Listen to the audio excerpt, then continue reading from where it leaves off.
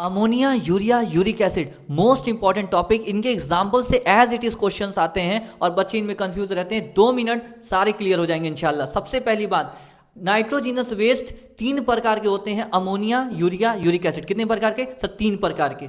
ये nitrogenous waste कहाँ बनते हैं सर? लीवर में बनते हैं। कैसे बनते हैं? अमीनो एसिड के मेटाबॉलिज्म से। पक्का? Yes sir. कुछ ऑर्गेनिज्म अमोनिया निकालते हैं, कुछ निकालते हैं यूरिया, कुछ निकालते हैं यूरिक एसिड। बढ़िया है सर। बॉडी से 3 तरीके से निकल सकता है। Okay sir. अमोनिया जो है हाईली टॉक्सिक है, तो इनको बॉडी से निकालने के लिए बहुत ज्यादा पानी चाहिए। यूरिया लेसर टॉक्सिक है, तो इनको बॉडी से निकालने के लिए कम पानी चाहिए। और यूरिक एसिड लीस्ट टॉक्सिक है, तो इनको निकालने के लिए सबसे कम पानी चाहिए। पक्का? Yes sir. अब ये वही ऑर्गेनिज्म निकालेंगे जो कि इतना ज्यादा पानी अफोर्ड कर सकते हैं, जैसे कि बहुत सारे बोनी फिशेस और बहुत सारे एक्वेटिक पानी वाले एम्फीबियन, एक्वेटिक और इंसेक्ट्स। क्लियर है दम बात? Yes sir.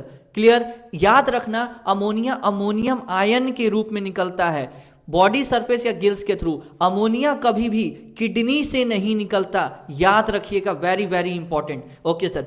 यूरिया जो है यूरिया और यूरिक एसिड दोनों टेरेस्ट्रियल एडेप्टेशन है, लैंड पे का एडेप्टेशन है, ताकि पानी को बचाया जा सके। क्लियर है सर? अब देखिएगा इसके एग्जांपल्स है मैमल्स, हम लोग जो है यूरिया निकालते हैं, और जो है टेरेस्ट्रियल एम्फीबियन, एक्वेटिक यहाँ आ गया, और जो है कार्टिलेजिनस फिश, बोनी फिशेस यहाँ आ गई। कार्टिलेजिनस फिश कैसे याद रखिएगा? हम और मैमल्स और जो है कार्टिलेजिनस फिश कई मामलों में सिमिलर है। इनमें भी इंटरनल होता है, हम लोग में भी, और कार्टिलेजिनस फिश में भी इंटरनल फर्टिलाइजेशन होता है। याद रखिएगा इस तरीके से। पक्का सर? Yes sir. अब देखिए यूरिक एसिड में सबसे कम पानी चाहिए बॉडी से इसको निकालने के लिए, इस वेस्ट को। Okay sir. तो ये जो लीस्ट टॉक्सिक है, तो ये किन में मिलता है? रेप्टाइल और बर्ड्स में, क्योंकि रेप्टाइल और बर्ड्स के अंडे के अंदर जो बच्चा रहता है वो भी तो निकाल रहा होगा ना मेटाबॉलिक वेस्ट, तो वो लीस्ट टॉक्सिक होना चाहिए, वरना बच्चा ही मर जाएगा। क्लियर है ना बात? तो यूरिक एसिड किस में मिलता है? रेप्टाइल्स और बर्ड्स में, लैंड इंसेक्ट्स और लैंड स्नेल्स में।